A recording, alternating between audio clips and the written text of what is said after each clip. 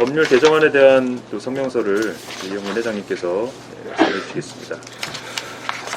국회에서 본회의 통과되었다는 이야기를 듣고 사실 정말 걱정이 되게 많이 듭니다.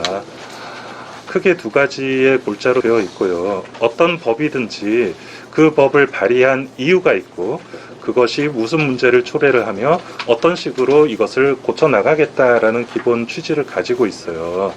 이 법의 취지를 살펴보면 이 법의 취지는 환자를 이송할 때 이송 시간이 너무 많이 걸리니 책임 소재를 명확히 해서 이송 시간을 줄이겠다라고 하는 취지를 가지고 만든 법이지요. 그렇다면 지금 현재 이송 시간이 왜 길어지는지에 대한 근본적인 설명이나 거기에 대한 해결은 전혀 생각하지 않고 있고 그것을 응급의료기관에 강제함으로써 이송 시간을 줄이겠다라는 발상을 하고 있는 것입니다. 이러한 부분 때문에 의료계에서는 이 법이 맨 처음 만들어졌을 때부터 상당히 깊은 우려를 가지고 있었고요.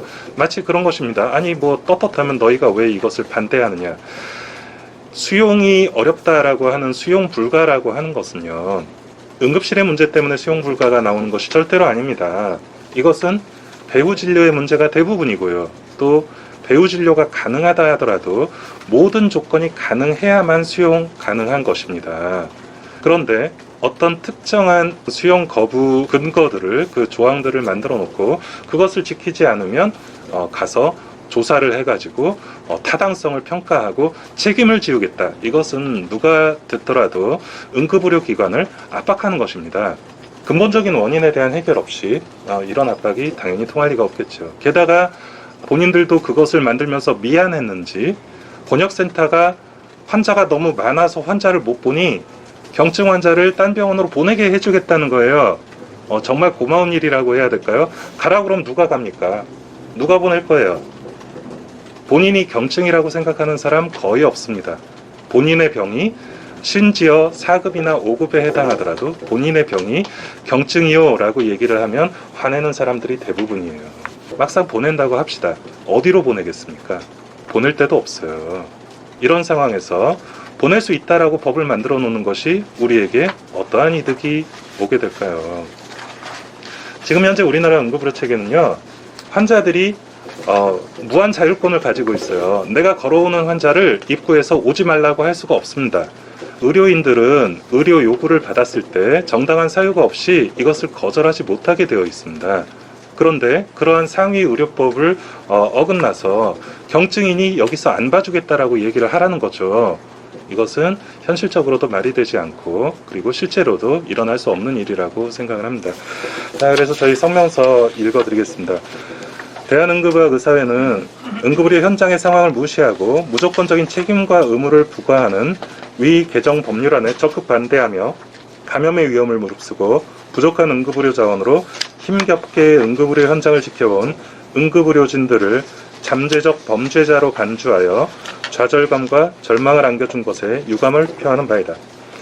이 개정안이 응급환자의 이송 시 수용 곤란의 문제점과 책임 소재를 명확히 하고자 만들었다고 하지만 이송 지연의 근본적인 원인은 간과하고 단순히 응급의료기관을 압박하여 수치상의 개선을 꾀하는 전형적인 관치형 지침의 추가에 불과하다.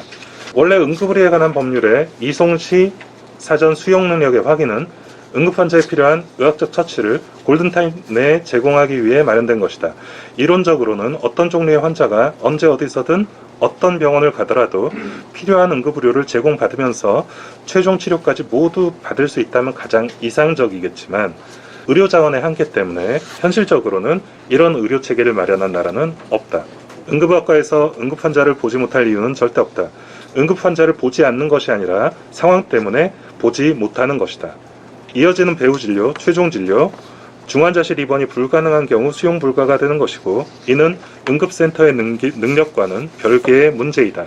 급성 심근경색 의심되는 환자는 심장조용과 스텐트 삽입이 필요한 거지 응급처치만으로 해결되는 문제는 아닐 것이다. 중증 외상 환자는 외상외과의 수술과 중재가 필요하지 응급처치만으로 살아나지 못한다. 만약 급성 심근경색 환자를 심장조용술이 안 되는 병원에 수용하라고 강제한다면 이송 지연은 없었던 일이 되겠지만 환자의 예우는 책임질 수 없을 것이다. 평소에 수술이 가능한 병원이라 하더라도 그 의사가 현재 수술을 하거나 다른 일을 하고 있다면 동시에 다른 환자를 받기는 불가능할 것이다. 이렇듯 수용이 불가능한 상태는 매우 다양하며 유동적이어서 현장의 응급의학 전문의만이 판단할 수 있는 문제인 것이다. 만약 수용곤란의 고지기준, 절차 등을 규정해서 수용곤란 통보의 타당성 여부를 감시하고 게다가 보건복지부 장관이나 지방자치단체 장이 서류검사 진술을 위해 의료기관을 출입하겠다고 한다면 이는 어떤 상황이든 환자를 받아라는 압박으로 받아들여질 것이고 또한 어떠한 구체적인 기준과 절차를 마련한다 해도 논란의 여지가 많을 것이며 어떤 법을 만들어도 모든 환자를 받는 것은 현실적으로 불가능하기 때문에 결국은 이송지연이 발생할 경우 모든 책임은 응급의료기관으로 돌아오게 될 것이다. 권역응급의료센터의 비응급 환자를 다른 응급의료기관으로 보내겠다는 것 또한 현실적으로 전혀 가능하지 않은 일이다. 현재 환자의 병원 선택권이 무한 보장되는 우리나라 시스템에서 자의적으로 내원하는 응급실 환자를 중증이 아니라고 다른 병원에 가라고 설득하는 것은 매우 어려울 것이며 설득할 인력도 부족하지만 어렵게 설득한다고 하더라도 야간이나 주말에 경증 환자가 실제로 갈 수 있는 다른 의료기관도 마땅치 않다. 지금 현재도 많은 구급 차량이 들어갈 응급실을 찾지 못해 거리를 헤매고 있고 많은 이송지연의 사례가 발생하고 있어 실제 중증 환자의 위협은 차츰 높아지고 있다.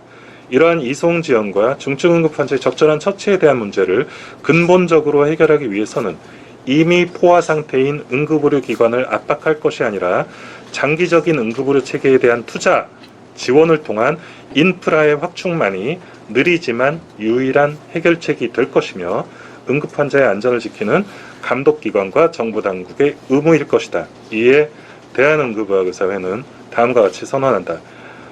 1.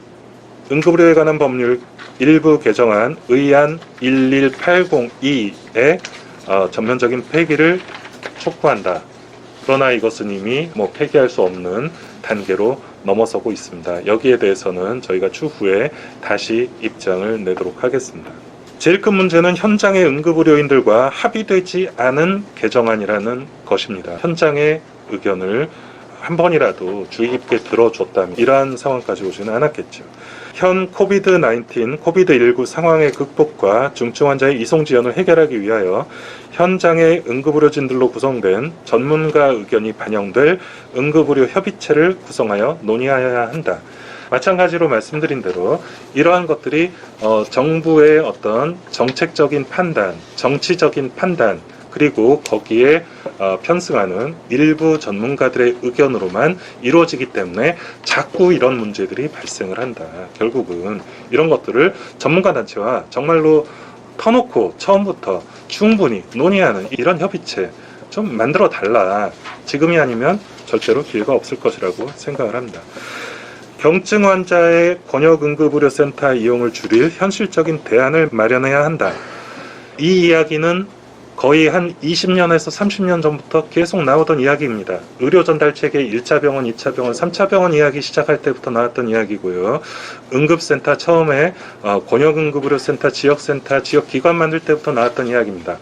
작은 병원에 경증 환자만 가고 큰 병원에 중증 환자만 가고 얼마나 아름다운 그림입니까?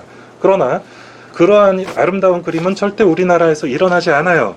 그것이 일어나지 않는 원인이 경증 환자들의 어떤 욕심 때문이냐, 그거 아니라는 거죠. 이것은 구조적인 문제이고 이 문제를 30년 동안 해결하지 못한 문제를 이런 법 만들어 놨다고 해서 해결될 리가 전혀 없다는 것을 분명하게 말씀드립니다.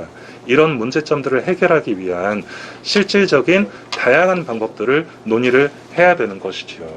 그래서 저희 대한응급의학의사회에서는 이러한 경증 환자들의 중증 응급센터 이용에 따른 부담을 없앨 수 있는 실질적인 방법들에 대해서 고민을 하고 있습니다. 그 중에 하나가 어전트 케어 클리닉과 같은 어떤 외국의 예들도 충분히 저희가 검토를 하고 있고요. 그리고 실제로 지역응급의료 기관 같은 중소응급실이라 하더라도 중증 응급 환자가 내원하지 않는 것이 아닙니다.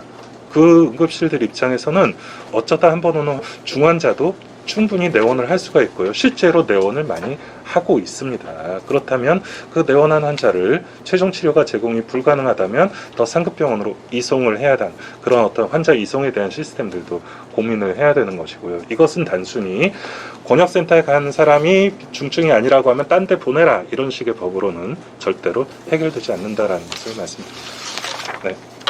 네, 그래서 법률 개정안에 대한 설명서 들어봤고요.